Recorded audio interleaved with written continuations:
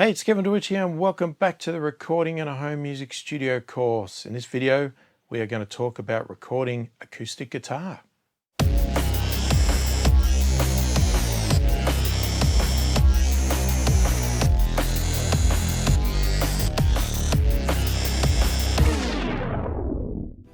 So, acoustic guitar. If you're a guitarist like me, there's a good chance that you've got an acoustic guitar and you want to record some of it. Now, obviously there's genres there that may not include acoustic, but metal, etc. But even those generally can have acoustic on certain songs. So if you have an acoustic guitar, then it's definitely worth learning how to record it.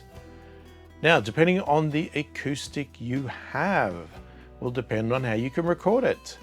Some acoustic guitars have inbuilt preamps, etc., so that you can plug them directly into your audio interface. Other ones don't. They have nothing at all and they are just purely an acoustic guitar. Obviously, if it's a purely acoustic guitar, you are going to need to put a microphone in front of it to record it. If you have a direct out that you can plug a standard TS cable, just like you would if you were an electric guitar, then you have some options available to you, because you can record just that direct, or you can record that plus microphone. Or you can still just record microphone, your choice. Direct in is a good option in that it gives a nice clean sound, but generally most acoustic players do not like the sound that comes out of there. It's sort of a compromise, okay? It's something that you will use if you're playing live because it's just better to get it into the PA, etc. And you can generally get it sounding okay, but when you're recording, it's not generally the best sound. Saying that though, most of the time you will still record that if you have the option, because it's great at adding to a microphone to make sure that all of the qualities of the acoustic guitar is captured, because microphones sometimes can miss and they can also lack certain things, especially in a non-perfect environment like a home music studio, especially again where we're potentially using microphones that are not studio grade hundreds of thousands of dollar mics. So in my case here, I have an acoustic guitar that has the ability to take a direct in cable, as well as I have the option to place microphones, and I will be showing both processes and I will most likely be blending the two together. So we're going to be recording that part for this song that I'm creating and trying to fit it in where I can to see what sound we're going to go for.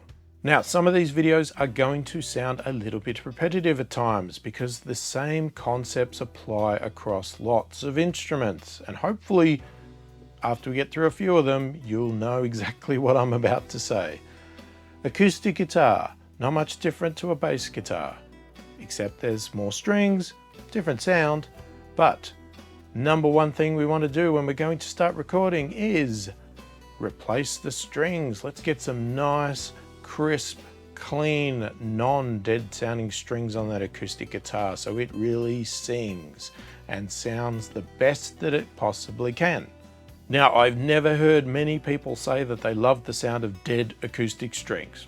I've heard people say they love the sound of dead bass strings, but I've never heard it for acoustic guitar. So hopefully you are comfortable with your acoustic guitar and you are comfortable with the strings you like and all that sort of stuff, right? That is, I'm just assuming. If that is not the case, then I would suggest you go out and do some research on that first to get your acoustic sounding as good as you possibly can before you even get to the recording phase, all right? You want it to play nicely. You want it to sound the way you want it to.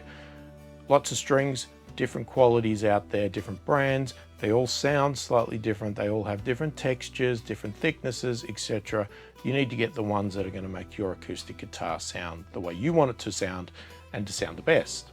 Now again, as with bass, we need to tune the guitar up, and we need to tune the guitar up constantly.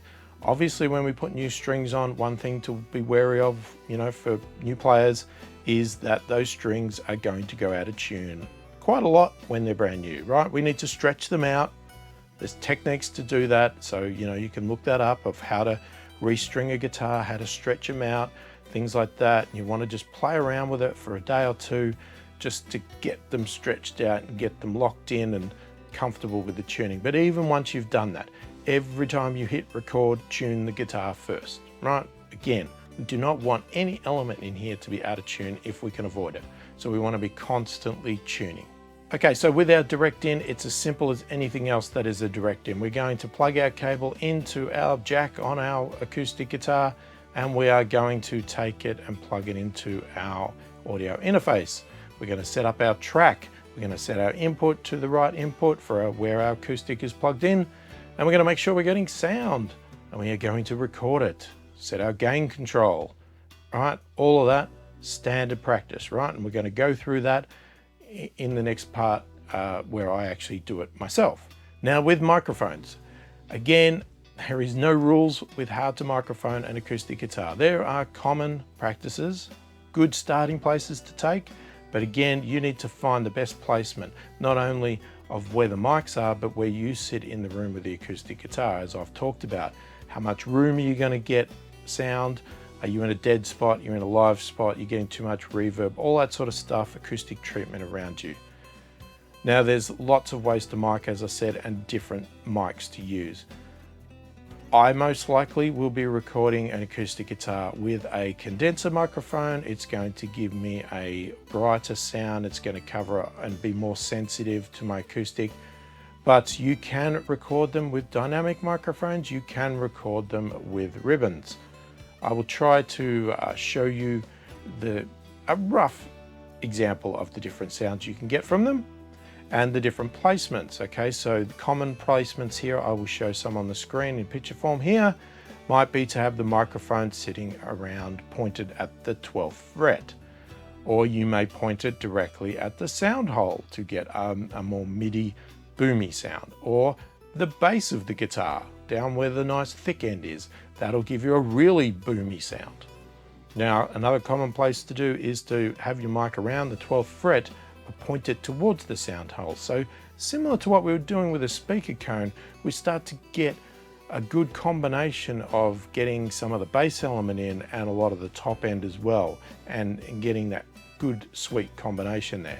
Now again, doing this with the microphone, if we also record our DI, we then get some options of blendability. So we can blend the two together. So if we find our microphone sounds good, but it's a little bit dull or a little bit too dark, we can blend in some of our DI, which might add some more of that top end crispness in. Now we're not limited to one microphone either. We can also go for a 2 microphone approach to get a stereo style effect. Now, you can also do it mono with 2 microphones, but blend different qualities together. So let's say we have one mic that's sitting around the 12th fret, one at the low end of the guitar, it's a boom in one, top end in the other. We could blend them together and still create a mono acoustic guitar recording just with the 2 qualities mixed together.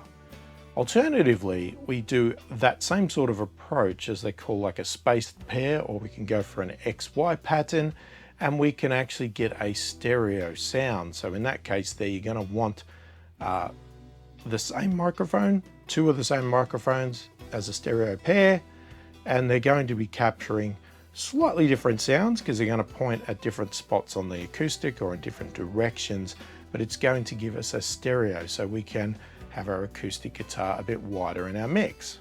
Now the other thing I like to do, especially if I am recording my acoustic guitar as a mono source, is that if I want that to be a main element in my song, or I just need to keep it in mind that I may want that acoustic to be stereo, then I will record multiple takes of that acoustic guitar, right? We don't want to record one pass of the acoustic guitar and go, yep, that was great, I'm going to duplicate it because I want a stereo effect.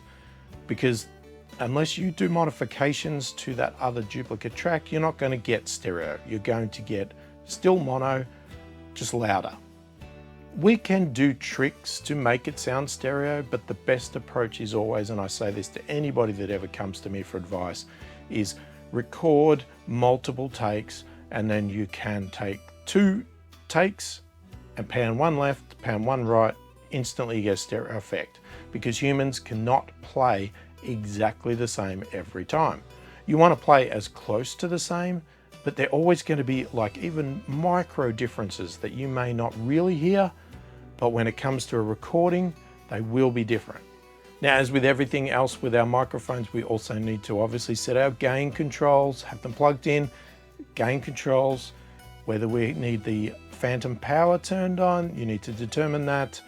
Now with acoustic guitars and similar style acoustic instruments, be wary that once you have got your placement of your microphones locked in, that you want to be able to try and sit as still as possible, right? You don't want to be moving around too much, because if you move around too much, the microphones are moving their placement on the guitar because they're staying static. And if you're turning and moving your acoustic around, suddenly your mics are not pointing in the same spot. Same if you move backwards or forwards, it's going to get quieter and louder, quieter and louder. So you need to be able to find a way to play with the energy you want to get the emotion and the dynamics out of the recording, but also be in a similar placement all the time, or as much as you can, where the microphones don't change sound too much. All right, so the first way we're going to record our acoustic guitar is we're going to plug in a DI or a direct in. So this acoustic guitar here, it's nothing spectacular. It's not an amazing guitar, but it has a direct in. We can plug a cable directly in here, just like an electric guitar, and it will feed straight into our audio interface, or it could go into an amp. So within here, we have a piezo or piezo, however you want to say it, under the bridge, but this also has a microphone in there as well. And on here, we have a set of controls with a battery in it, and we can change some EQ settings, volume, etc. And we can blend between the piezo and the microphone to get the sound we want. So the first thing we're going to do when we do this is grab our cable. All right, just a standard TS style guitar cable. And we're going to plug it into our guitar, like so. And then we're going to take the other end, untwist it, and we'll plug the other end straight into our, I'm going to go with the second direct in port, our high impedance on the audio interface. Now, in case you're wondering, before I say anything, you may notice that I have this thing on my arm. Now, it has nothing to do with the recording process, but what it has to do with, for some strange reason, when I play guitars like my acoustic, that either have, I don't know if it's the lacquer or whatever's on it, or it's the wood, or it's the sharp edge, I get lines on my arm and they start to rash and itch like mad, like it's an allergic reaction. So either I wear long sleeve jackets, or in the time that it's hot, I will put on these special sleeves that I bought just for this sake. Now, in a perfect world, if I had lots of money, I'd probably go out and buy a new guitar and find one that maybe had a beveled edge on it, like a Taylor or something like that, and reduce the need for that. But to be honest with you, I don't play acoustic guitar very often. I'm mainly an electric guitar player, and this is just here to serve a purpose when I feel the need to play acoustic, or I want to record acoustic. Now, I've had a bit of a go at coming up with parts for this song, and to be honest with you, I have struggled. Mainly because there really doesn't seem to be a need for acoustic guitar in this song. I don't feel there is. So I'm going to add parts to show the recording process, but I don't know if they're going to stay, because it just doesn't, I haven't found anything that just really felt needed and, you know, worked that great. But I'm going to come up with something that sort of works, and we'll make a decision in the mixing stage of whether we keep things or not. All right, so once we've got it plugged in and set up, we need to go and have a look at our audio interface and get the levels and everything right. So let's do that now. Okay, so the first thing we're going to do is, once we've plugged our guitar in, we're going to check that our audio interface has switched over to high Z, which it has here, so high impedance. We can see that, and we should be able to get some tones from our guitar. Okay, it's pretty low, so we could crank the gain.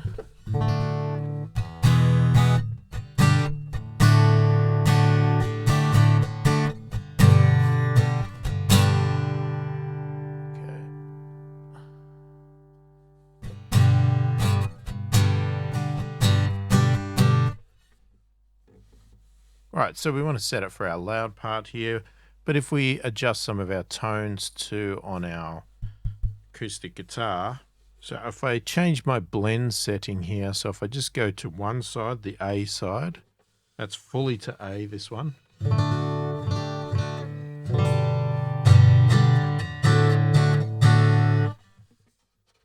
if I switch fully to B,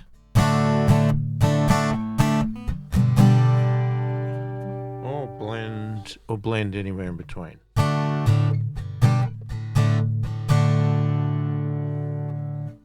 Now there's obviously other frequency settings and things on here, but I'm just going to leave it as it is, and this is where we're going to record. So we've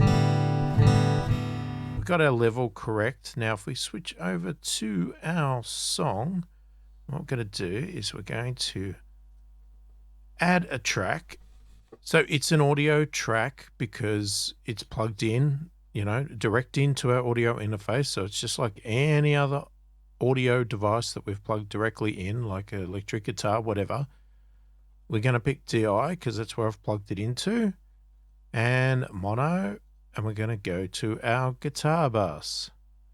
And we're going to call this Acoustic DI.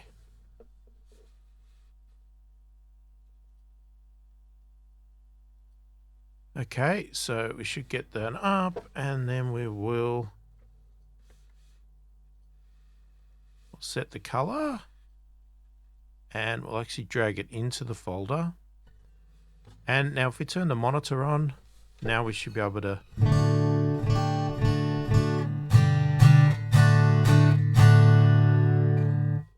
all right, so we could see the meter moving when it was there, when it was on monitor, but I want to monitor through my audio interface, not through this, not through the software.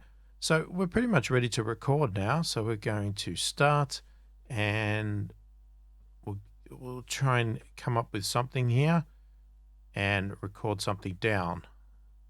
Hopefully it'll be pretty good. So we've got everything plugged in. We've got our track set up to be recorded, and our guitar is in tune.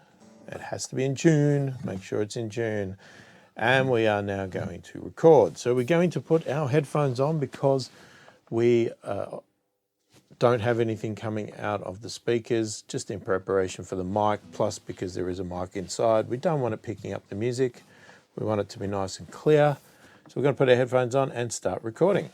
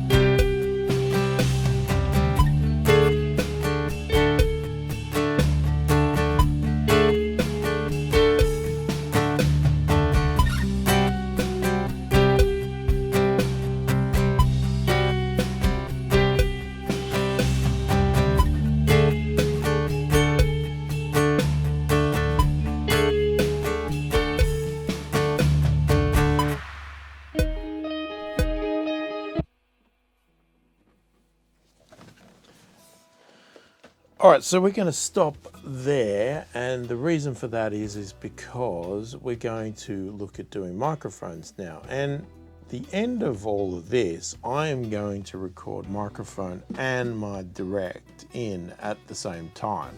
That way they'll actually match, as opposed to me trying to do this pass and then another pass and them not being exactly the same and sounding horrible. So that's the plan, because I'm not going to go with that by itself. So we will do combined. So we're going to do another take of that. So it'll still stay on that separate track. So we'll still have a separate DI and microphone, but they'll be just done at the same time. So they're exactly the same performance. So we're going to get set up for some microphones now and have a look at the process of doing that. And then I will show you the process of having them two combined together, assuming your audio interface can handle it. And we will go for our real recordings that we're going to keep. All right, so here we are now. I've got my acoustic guitar. I've taken my DI cable out for the moment, and I've actually got my mic plugged into that exact same input now. So instead of it being a high impedance on my audio interface, it is now a microphone. All right, and we've got our mic sitting here. I haven't placed it yet. It's just sitting at about the level of my acoustic guitar, height-wise, and it's just sitting in front of me. And I've gone with a condenser mic at the moment. I'll give you an example of, say, a dynamic sound as well, and we'll have a look at just a rough dual mic approach, because I don't have matching dual mics, so it's not going to be an accurate one. It's just going to be to give an example, and we'll show the sounds at different placements as we go as well. First thing we got to do is I've got to turn on the phantom power, 48 volts on this microphone, because it's not turned on at the moment, and we've got to get our sound going now so that we can clearly hear what's going on. Especially with acoustic guitar, these isolating headphones come in really handy, because without isolating headphones, it's very hard to hear what the mic's picking up, because you're hearing the guitar in the room with you, sitting in front of you, because it's a very loud guitar. Acoustic guitars are very loud. Not like electric, where you could get away with it and not have bleeding in of the guitar into your ears as you listen. So isolating headphones are really good for that, because it can isolate out the sound of this, and you'll hear actually what's coming in through the microphone. Right, so we'll put the headphones on first. Right, and we pretty much, I mean, I can hear the acoustic. It's not totally silent. These are not perfect isolations. So we'll start by turning the 48 on. Okay, I'm going to turn the high pass on straight away, and we'll boost some gain.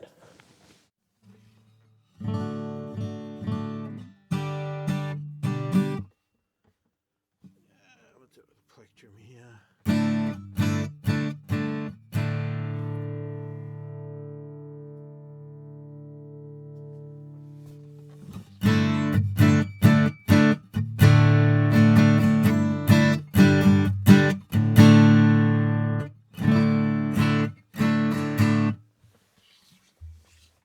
Okay, so I'm not going to record in different spots, but what I'm going to do is I'm going to let you hear the different spots now as I just sort of strum and go through this process. At the moment, I've got the microphone straight on. I've got the high pass on the mic and on the audio interface, because I just want to get rid of that low end rumble. You know, it's still going to pick up the bass notes pretty good, so it should be fine there. Now, I've got no treatment around me, so this is an example to see what the treatment is going to do after the fact as well. So we're going to have a look at that, and we'll try it without the treatment, and we're going to do a recording pass without treatment and with treatment. But before I do that, I'm going to pick my spot. All right, so to give an example, if we just strum sort of a G chord here, if I have it up high at the neck,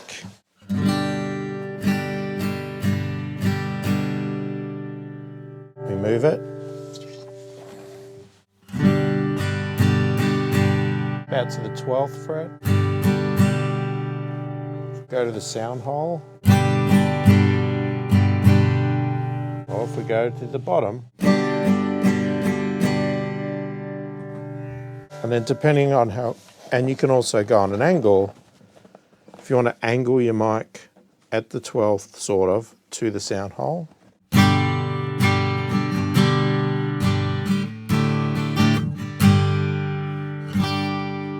You go further away.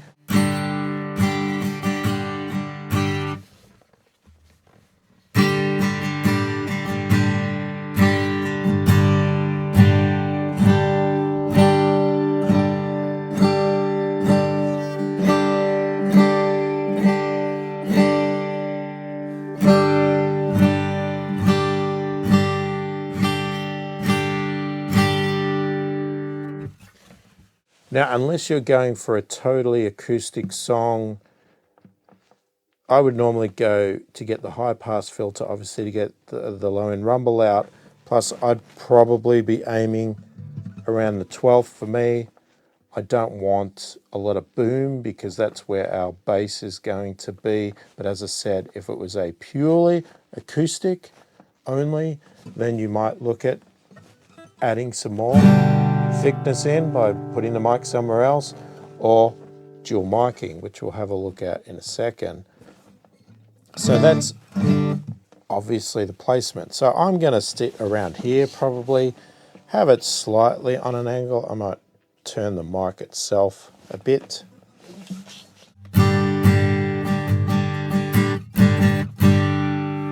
Go for about there. And as I said, I will also be recording a DI when I actually go to do the recording of this. So we'll do a quick recording take of this as it is without any treatment whatsoever around me. And then we will do the same thing, but we'll put the treatment on and see what that impact that has. So before I do that, what I'm going to do is I'm going to set up a second mic and we'll have a listen to not only the difference between the two mics, but we'll do a sort of pseudo dual miking approach. Now, I'm not going to record the dual mic because I don't want that. I'm just going to go for a single mic with a DI. That'll be my two channels. And I will do two passes if I want to go for a stereo effect. But I'm just going to show you the example of that as well. So you can see the flexibility with your mic, where you want to place it to get the tone you want. You know, it's pretty, I mean, don't overcomplicate it. Just move it around and see what you get. Pick the sound that sounds great to you. But let's set up the second mic and we'll have a bit of a play with that. All right, so now I've got my Shure SM57 dynamic microphone plugged in to another channel and it's sitting here pretty close to this. This is not my dual miking approach at the moment. I'm just going to give an example of how they sort of sound compared to each other. So it's just sitting here. Now, let's get the gain level on this. So this one's in mic 1. I'm just going to put my headphones on and we'll adjust the sound or the level.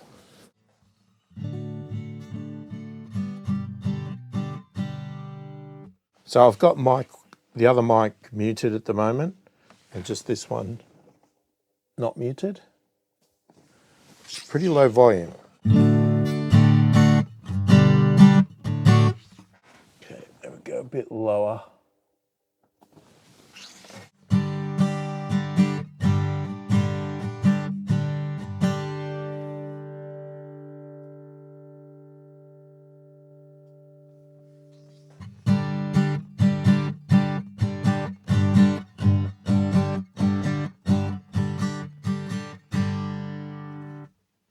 So you can hear there what we've got, all right? So now if I point over the sound hole, just to give an example of what we're listening to. So I'll get fairly close.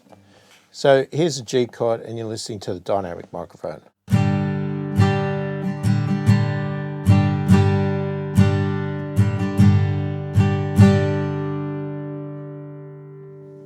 Let's switch to the other one.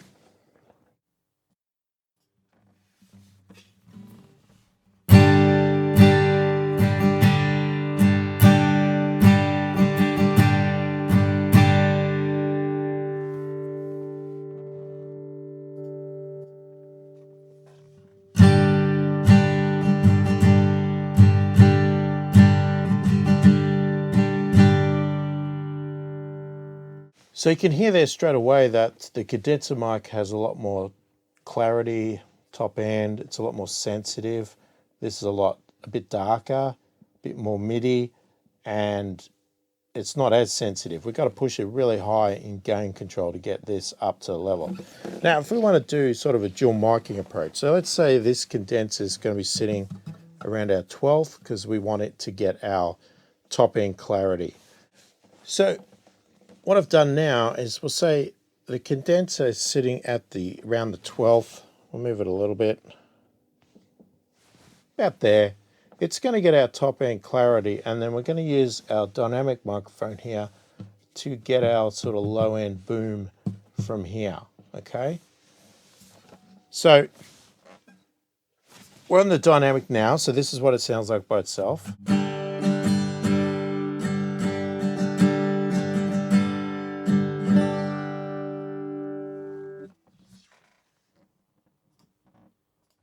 And then the condenser sounds like this.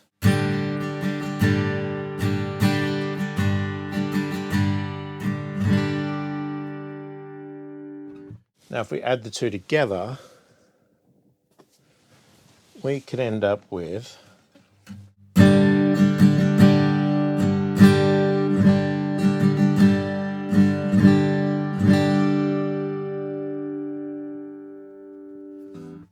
all right, but you might want to do it slightly different. Maybe you want to angle that one that way, this one this way.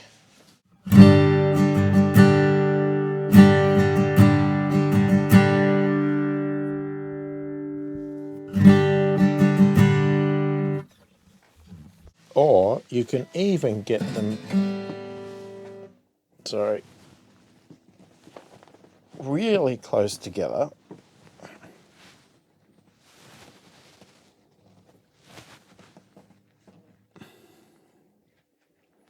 Now, keep in mind these are not matching microphones. And maybe you just want to go sort of in the middle right there to get a stereo effect or something like that.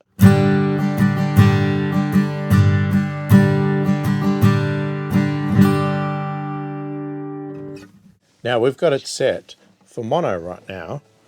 So in my audio interface, let's simulate stereo by me panning.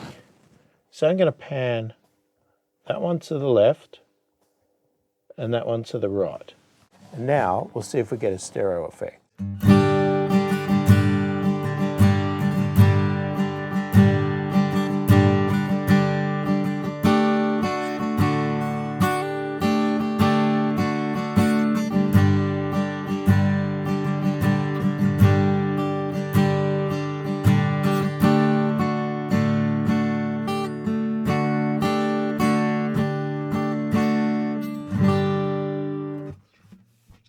And let's say we go back to what we had before, but again, we'll keep it stereo and we'll see what that does for us.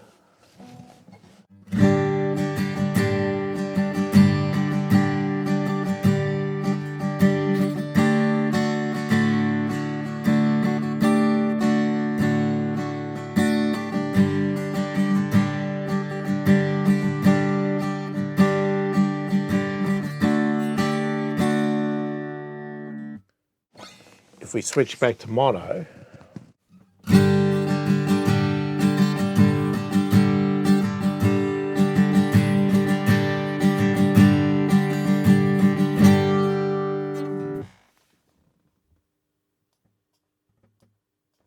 stereo again.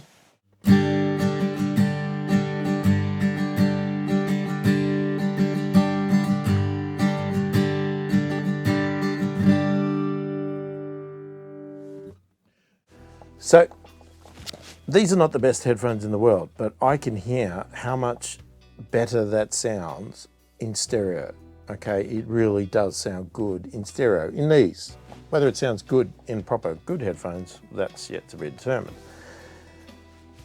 But you can see the advantage of that stereo. And you know, look, there's still an advantage even in mono to blend the two together. These are not the best mic combinations. I'd probably be looking for something a bit better than this. Even stereo, I'd probably be looking for a matched pair of mics to do that.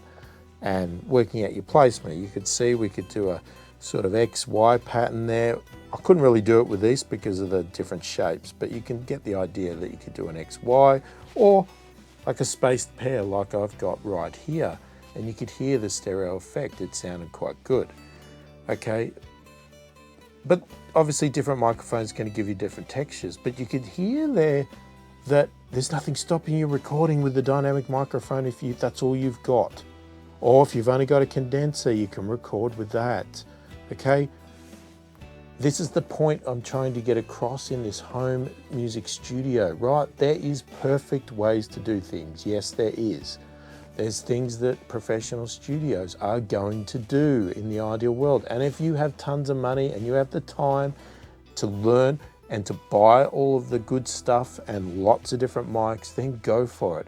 But if you just want to record and you're on a budget and you're in your home music studio, you're not looking for perfection, but you still want to get good results, you can get them from either microphone. Right, there's nothing stopping you. Even the SM57, if you say it doesn't have enough top end, it's a bit dull, you can still work ways around that. Just make sure you point it more up here, and even in mixing, do a bit of EQ, cut a bit of the mids out, add a little bit of extra top end, right? It's not going to be as good as, say, using a condenser, but it's still going to work. That's the thing. You can make these work. Okay, so don't feel you need to go out and buy every mic in the world. If you have one mic, use it. Just work out how to use it with your instrument, because I can guarantee you can use any mic with your instrument. You just need to find how and experiment if that's what you want to do, okay? But having some choices with different mics is also a good option if you can afford it and you have a need for it. But don't feel you have to, and I'm trying to stipulate this in this course. Now, obviously people are gonna put the ideas down. They're probably gonna criticize my technique, saying you can't do that, you don't do that, whatever else. But I'm hoping that my examples in these videos is showing you that while this might be a better mic sound for the acoustic guitar than this one, you can still hear that you could do it with this one. There's nothing wrong with doing it with this one. You could do it with this one. Same as with the electric amp, right? If you had one microphone you could buy and you want to record acoustic, you want to record vocals, and you want to record electric guitar, you go with a condenser, you can still record a guitar amp, speaker cabinet with a condenser mic. Hopefully I proved that in the other video. Alternatively, if you do not sing and you do not play much acoustic guitar, just a little bit, and your main element is electric guitar, and you love the sound of the Shure SM57, hopefully I've proven to you that you can record acoustic guitar with it, other instruments, and when we get to vocals, hopefully I'll even prove that you could record vocals with this as well. I'm not going to sing, please don't ask me to sing, but I'll at least speak into this so you'll be able to hear that you can do it. It's not going to be as good as that, but it's still going to be good. Anyway, we're going to pack this up now, and what we're going to do is then I'm going to set it up with the condenser mic with my DI, and we're going to record both of those parts together with two separate tracks, and that is going to be our final recording. Okay, so before we record our DI and mic together, what I wanted to do was show you about the treatment and hopefully give an example and show the advantage of treatment or not treatment. And hopefully it actually comes out, because if I find that there's no useful need for treatment, then I'm wasting my time in this room, because maybe my room is fine, doesn't need it, or the instrument's not impacting on the walls, etc. in the room. But so we'll do one recording on the mic track by itself without treatment, and then we'll do another recording with treatment, but that will also be with our DI, so that we do our final take there. Hopefully we'll be able to tell the two versions apart pretty easily with treatment or not treatment, and if not, well then I'll question doing treatment again in the future. So let's get our track set up in Cubase first.